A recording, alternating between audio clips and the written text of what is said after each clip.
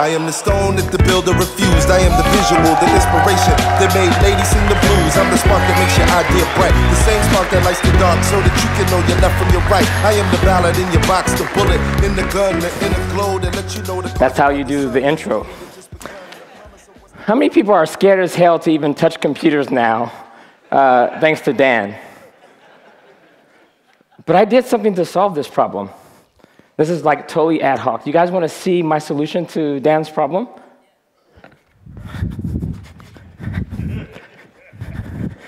So live keynote, spontaneous keynote. I'm going to hurry. Hopefully make this work. You guys are ready? This is like live demos, spontaneous. OK, my laptop needs to be on the screen. Let's see if it works. Oh, this is going to be dope if it works. All right. Oh.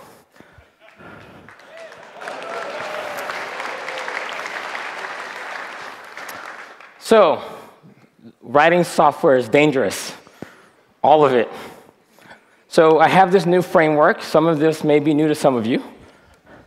So I'm going to go through it really quickly. There's a live tutorial. So no code is the best way to write secure and reliable software. Write nothing, deploy nowhere. Okay? But you know, if you're going to write code, make sure you write documentation. Even when I don't write code, I write documentation. So let's step through this. All right, so this is how you can get started. First, you start by, and people do this, mess it up all the time. You don't write any code. You see that? So that's just an example application. But you can imagine it doing anything you want, okay? Let's say you need to add a new feature.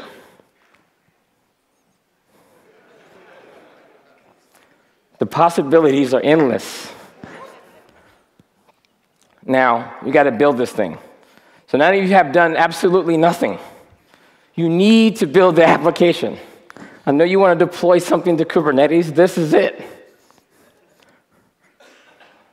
Look at that. I know. And if you've done it right, you should see the following output. All right, so you still haven't done anything. It's time to deploy your application. Now, if you run the following commands, everything should work out. You see where this is going. Now, I know you want to contribute. The thing is, you don't. I have a contributor's guide just in case you get confused. Let's read it. All changes are welcome as long as there is no code involved. If you have any bugs, please let me know, because I'm not sure how the hell that's possible. And we do have 1,800 issues open. So I don't think you guys understand how this thing works. All right. Thanks for letting me do that. So now you have a solution to Dan's problem.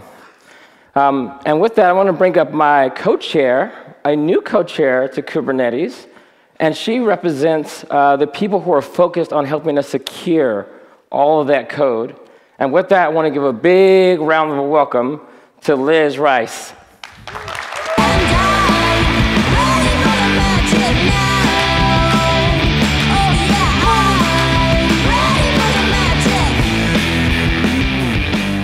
Hello, and welcome to KubeCon and Cloud Native Con here in Copenhagen. It is amazing to be here. So, over the next half hour, we're going to do a whirlwind tour of what's new and what's been happening in the CNCF projects since we last met in Austin. Who was in Austin? Yep, a few hands. I'm sure there were more of you. Come on.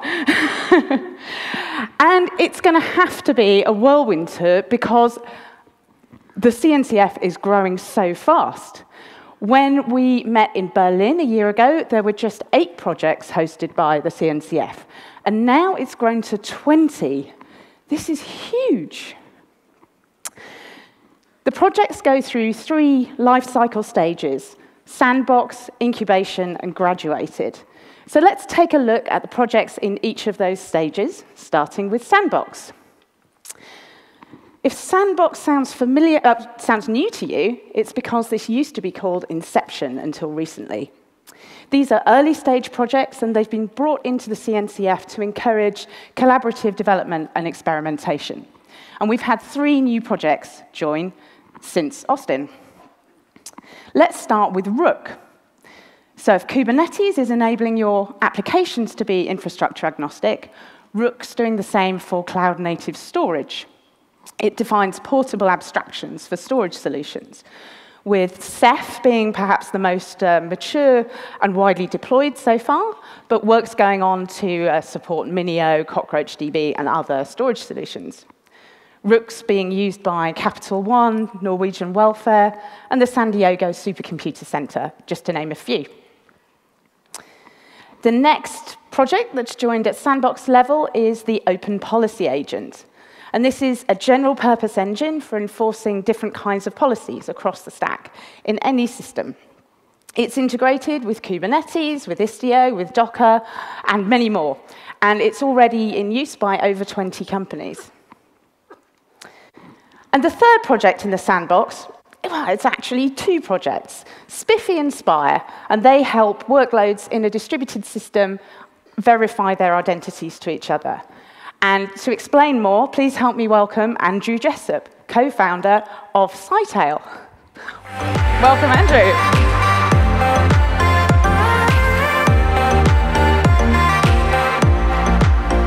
Okay. Thanks, Liz. So folks, I just want to take a few minutes to tell you a little bit about Spiffy and Spire. And to do that, I really need to start first with the problem that Spiffy and Spire are trying to solve, which, in a word, you could describe as trust. Or in a sentence, you could describe as establishing trust between workloads in a distributed software system. And establishing trust is not a new problem. If you've used passwords or shared secrets of any kind, then you've participated in establishing trust. But what is a new problem is the complexity and the scale of the kinds of workloads that we're trying to establish trust between. And that complexity might be at the infrastructure level. You're probably using a cloud provider. You might be using several. You might be running on-prem. At the middleware layer, you might be using, of course, Kubernetes, but then you might also be using a PaaS system like Cloud Foundry. You might be running something like JBoss or WebSphere. And then, of course, we're starting to see workloads that are elastically scaled and dynamically scheduled. And in this new world, the existing manual mechanism of generating secrets and keys and rotating them and distributing them starts to become, if not difficult, actually outright dangerous. And so recognizing this problem, rewinding to 2016, a gentleman whose name may be familiar to many of you called Joe Bader proposed a project he called Spiffy, the Secure Production Identity Framework for Everyone. And at the heart of Spiffy is a solution to establishing trust between workloads wherever they may happen to be running. Crucially, unlike manual key generation and distribution, Spiffy is entirely API-driven, entirely policy-driven, and can be entirely automated. In other words, a more perhaps cloud-native solution to the problem of trust management. Spiffy, by the way, is not a new idea in many ways. Just as Kubernetes owes a lot of its inspiration to an earlier system at Google called Borg, so too does Spiffy owe a lot of its inspiration to a project at Google called LOAS that was established in about a decade or so ago and is more or less ubiquitous now. And as with all good things, that in turn owes a lot of its good ideas to Plan 9 and a component of Plan 9 called Factotum. So what exactly is this Spiffy thing? Well, at its heart, Spiffy is an API. We call it the Workload API. The Workload API is made available to a workload wherever it may happen to be running, whether that's in a Kubernetes cluster running in Azure or an application running in JBoss at the back of the office somewhere. And this API allows a workload to answer a very simple question, which is, who am I? The workload calls into the API and the infrastructure behind it attests this workload, verifies who it is, and returns its identity, both in the form of a string and, just as importantly, short-lived key material that it can use to prove its identity to other software systems. And this SPIFFE itself is actually formally a specification, and it's a specification that we've been developing for over a year now, and has been very much a community effort. Both Scytale, the company I work for, but also engineers from Google, Heptio, Tigera, most of whom are in this room today, who have deep sympathy for this problem and are invested in finding a good solution to it.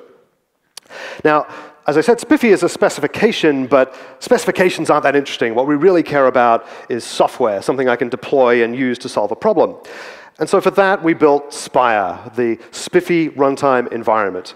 Spire is a set of software components that can integrate deeply into cloud providers, into middleware layers, into trust primitives like TPMs and HSMs, in order to be able to provide this workload API to your workloads wherever they may happen to be running. And with these two projects, SPIFFE and Spire, we're creating two very important, or we think are important, communities. The first community is around the SPIFFE workload API and projects that are starting to integrate into that API in order to make their own authentication and onboarding experiences easier in these complex systems that we're building.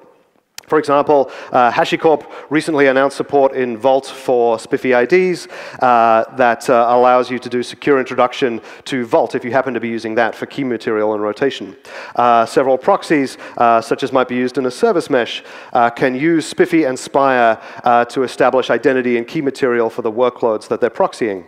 And there are a series of other applications that this work can be used for as well, and several other libraries and projects that are starting to integrate also.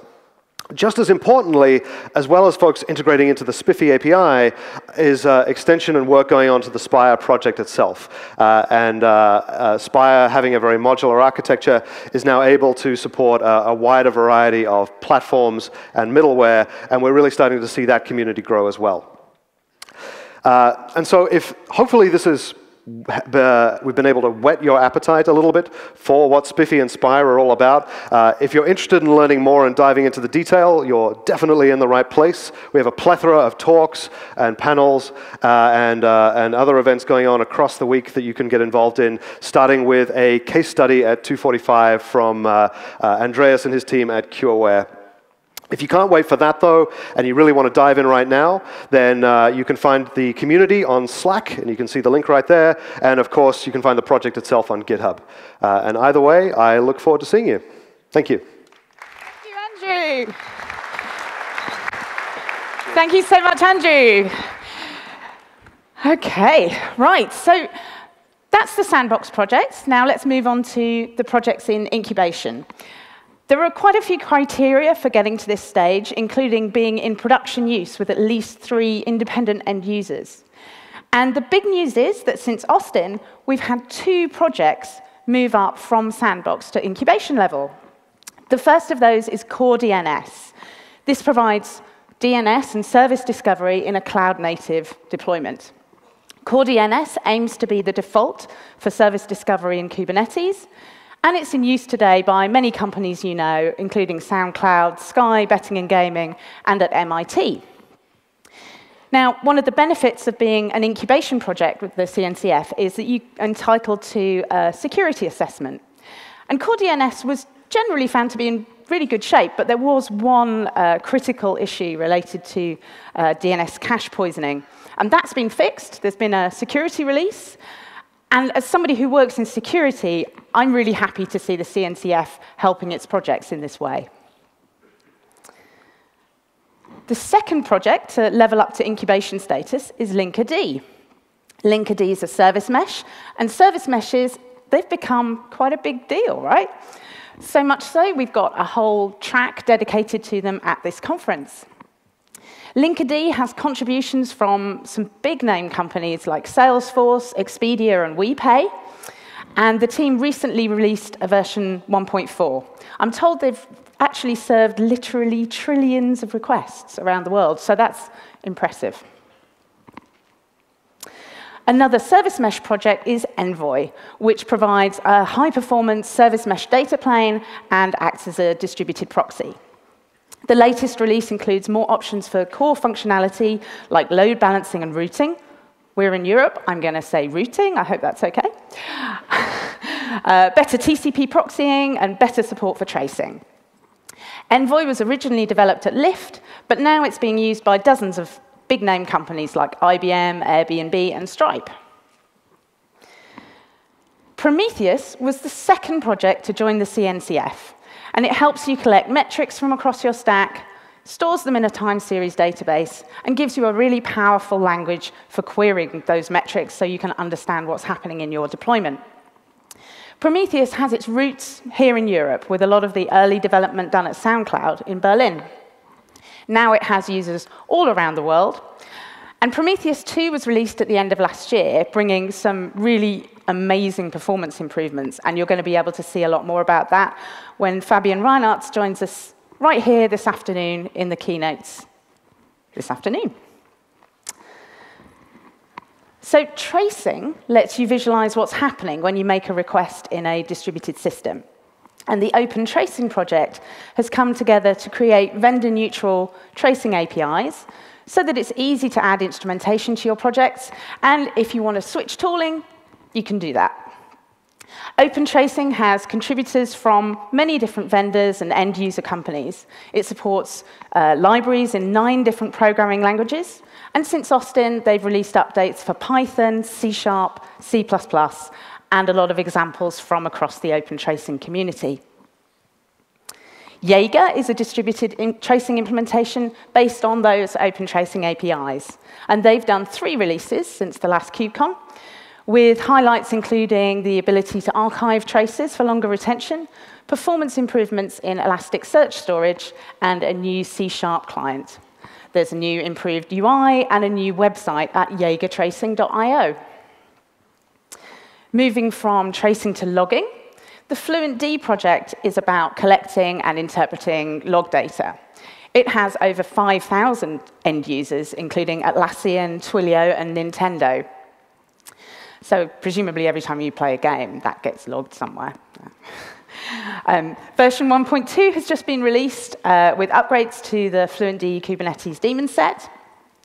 They've also been releasing since Austin a new API counter and metrics, improved buffer management, and there's a new open source connector for Splunk Enterprise. Also in the FluentD ecosystem is FluentBit, which is a lightweight and efficient log collector. It's now seeing around 75,000 Docker pulls every day, and the latest release has several improvements, including a Prometheus-compatible metrics API. So we've seen quite a few projects related to observability. Let's move on to some kind of core building blocks that you'd need in a distributed system. And we'll start with messaging. If the name NAT sounds familiar to you, and it certainly did to me, that might be because it's actually a project that's been around for over 7 years. But it's recently been welcomed to the CNCF community, coming in as an incubation project. Please help me welcome Colin Sullivan and Wally Quevedo from Synadia to tell you more about NATs.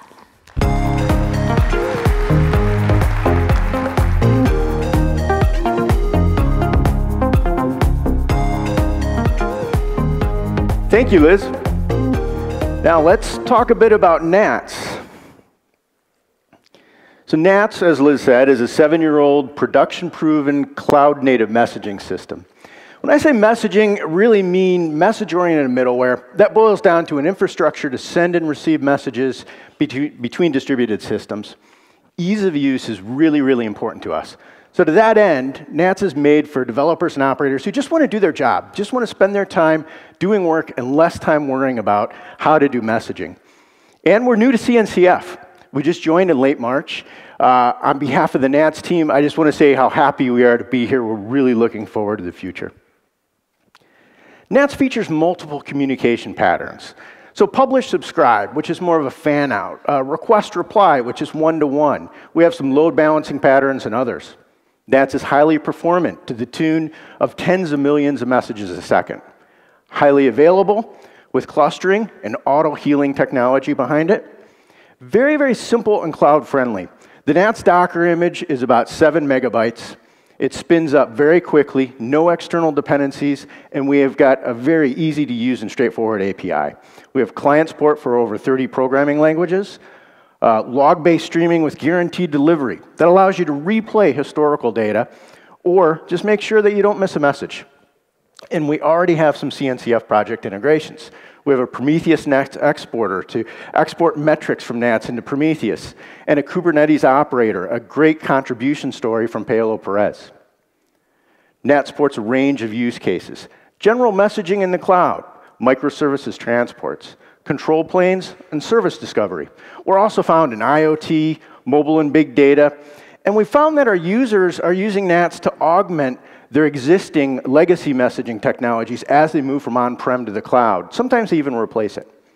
We've got over 200 contributors, 30 public repositories, about 25 million NAT server Docker Hub polls, and 7 million NAT streaming server Docker Hub polls.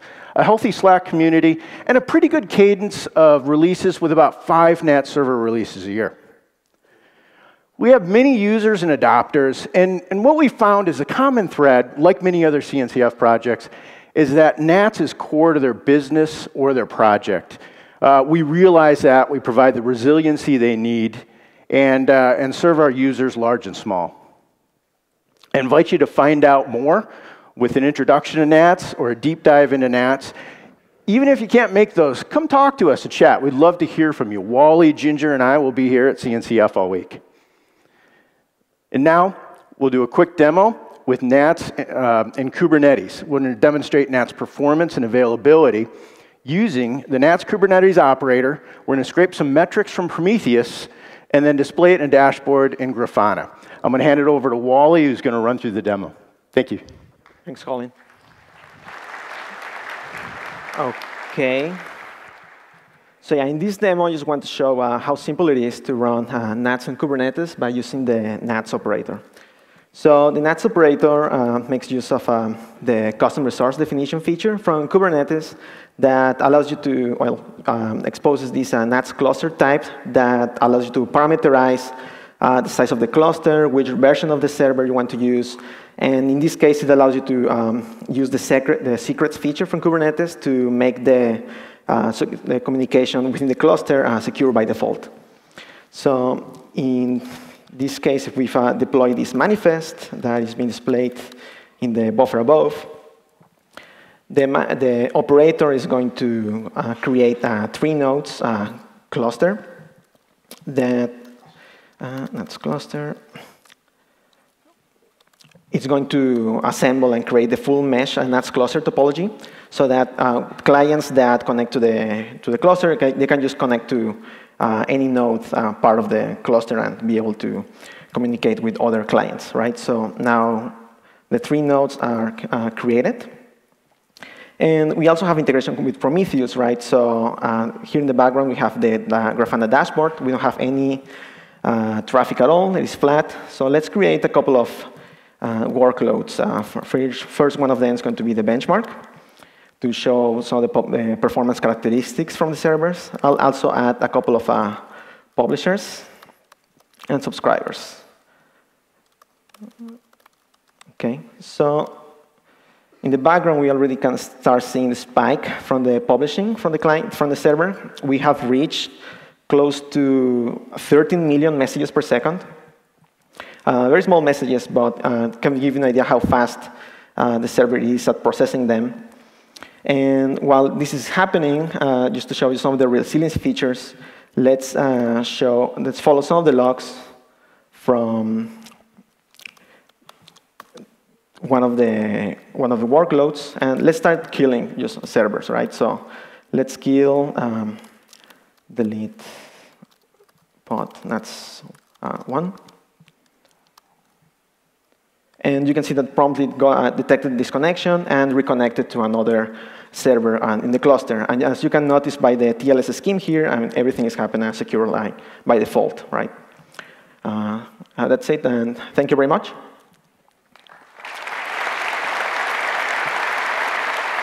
Great to see a live demo. Thank you, Wally. Yeah, good work.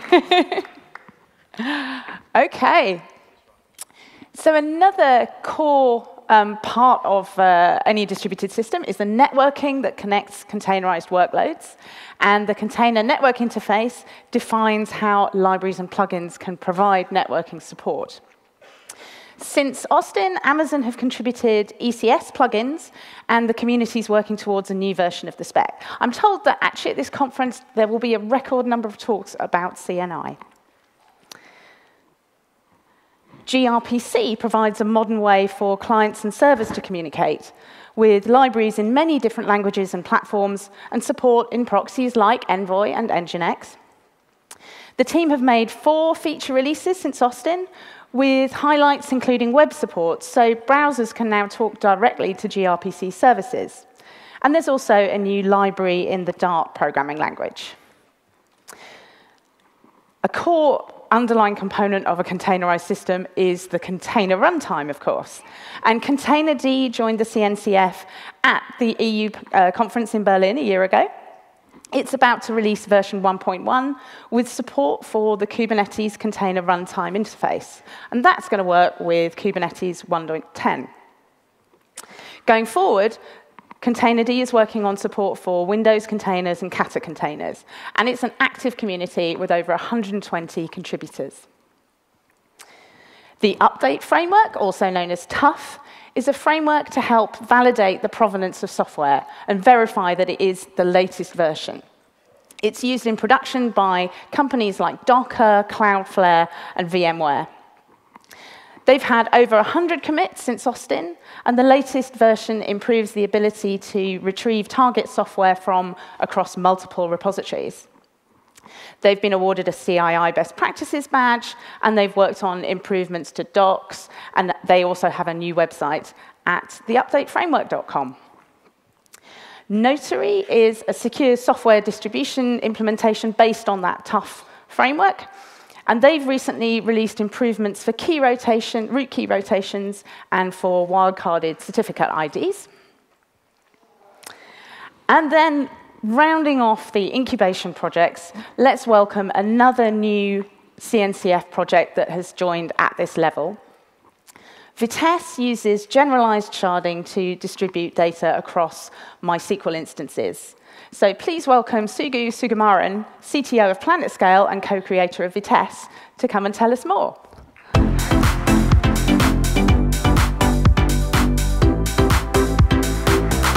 Thank you, Liz. Good morning. All right. So I'm going to start talking about some of the pain points that people are facing today with databases that Vitess addresses before diving into Vitess itself. So one is that transactional data is exploding. And there is not many solutions out there to solve this problem. And the second one is everybody is moving to the cloud, but databases are kind of left behind. And this is a problem that also needs solving. And the third one is actually a cultural change where the DBAs are redefining themselves to database engineers, which is more of an SRE role. And we need software and tools to be compatible with that. So what is Vitess and what does it do? So Vitess is essentially a middleware for databases, currently focused on MySQL. It can scale indefinitely through sharding. So now you can do sharding in your application, but it's very painful. And what Vitess does for you is take that pain away by just taking on all the sharding logic and more or less leaving the application unchanged. And even better, once your shards reach capacity, Vitess can reshard your database underneath with no change to the application and zero downtime. And obviously, Vitess is cloud-ready and has great observability features. So that has led to good adoption and good momentum. These are some of the users that are using Vitess in production. And in fact, actually, the number of users evaluating Vitess is a lot more than what you see on this slide. So in particular, I want to talk about JD.com, HubSpot, and Stitch Labs. They have been running Vitess on Kubernetes for actually quite a while now, and they run at massive scale. I was going to talk a lot about JD.com, but Dan already did that. They are the largest retailer in China. And as far as Vitess is concerned, they run over 1,000 key space shards, which is one of the metrics that we use, and thousands of nodes and instances, a 6-figure QPS. They are probably one of the most complicated Vitess deployments out there. And the other thing you'd notice is some of these companies are not very big. So this is an indication that this data explosion is actually catching up to everyone. And we recently received the MySQL Community Award as for Application of the Year, so which is pretty exciting. All right, so I'm going to go through a demo. In the interest of time, I actually executed the demo before because it takes about 30 minutes to execute. I have captured screenshots. So in this demo, I'm going to bring up a single shard Vitess Kubernetes cluster, generate some load, and then bring up 16 new shards and reshard onto them, and then scale the load up by 16x. So we are starting off with our familiar UI, which is the Kubernetes dashboard. As you can see, there are about 22 nodes. And these are in AWS, sponsored by PlanetScale, which is my company. And on this, I'm going to bring up this is the Vitess control panel. It has one shard, and we are going to send some QPS. It's doing about 200 QPS right now. And then I'm going to now bring up 16 shards just by pushing a Helm chart. And as you can see, they are non-serving. And I'm going to start the workflow, which is copies the data from the source shard to the destination, and then set up continuous replication. So once this process is caught up, you say, OK, I'm ready to cut over, which is those migrate served types commands. And once you're done, you can see that the chart is flipped. Now the 16 shards are serving, and shard 0 has gone non-serving. And then we scale our load using the kubectl scale command, and voila, you've now scaled from 200 QPS to over 3,000. In fact, actually, the Vitess demo is actually less impressive than what happens in real life, because in real life, we run like tens of thousands of nodes and millions of QPS. This is just to show how easy it is to reshard an instance with Vitess. And what's new with Vitess? We recently added Prometheus integration. Those graphs that you saw were built using Prometheus and Grafana. We have brand new Helm charts and operators that you can play with. And if you're more interested, please attend my session. It is actually very easy to find, because it's the last session of the conference. All right, I'm done, and thank you very much. Great, thank you, Sugu. Right, so we're going to do something that has never been done before. This is the first time at a KubeCon and Cloud Native Con that we can talk about a project reaching graduated status. And of course, it is Kubernetes. Can we give Kubernetes a big round of applause for graduating? Woo! I'm sure you all know Kubernetes is an orchestrator, and it takes care of running your containerized applications across a cluster of machines or virtual machines. Version 1.10 was released at the end of March, and it's stabilizing features in 3 key areas of storage, security, and networking. And Aparna Singha will be giving us a full update on all of that right here on the keynote stage tomorrow morning. There are going to be dozens of sessions about using, contributing to, extending Kubernetes over the next 3 days. And last time I looked, there were 29 special interest groups, 10 working groups, so it's a really active project with a lot going on. But what does it really mean when we say that a project has graduated? You can go online and look up the graduation criteria, which talk about things like the scale of adoption and the breadth of contributors and requirements around governance. But what does that mean? Really, it's a sign that the project has reached a certain level of maturity. And I'm going to use a cliche to talk about this. It is a cliche, but just because something's a cliche doesn't mean it's not true, right? So you've probably come across the book Crossing the Chasm. And this talks about how it's relatively easy for a product to get adopted by innovators and by the early adopters. but it's a real challenge to reach the mass market. If you can cross that chasm to reach the early majority, well, then you're really in business. And one way of looking at the different stages of the CNCF project life cycles is to think of them in terms of the market they're ready to reach. So sandbox level projects are really early stage, and as an innovator, you might benefit from taking this new technology early, but there is quite a big risk. Projects don't get to incubation without a significant level of usage, but these projects are still more appropriate if your organization considers itself to be an early adopter and prepared to accept and handle significant levels of change and risk. But then with graduation, the CNCF is really signaling that a project has reduced a lot of risk. As a graduated project with thousands of companies using Kubernetes in production and with a stable governance model, let's embrace the cliche and say that in 2018, Kubernetes is crossing the chasm to reach that early majority market. We have barely scratched the surface of what's going on across all those projects in the CNCF. But being here in person is a great opportunity to get to know them much better. There are the track sessions, where you'll hear presentations about everything from the nuts and bolts of technical implementation through to the experiences of end users in production. We have a record number of sessions organized by the projects, by the SIGs, and by working groups. This is where you can go and meet the maintainers and contributors and get involved in whatever aspect of cloud native you're most interested.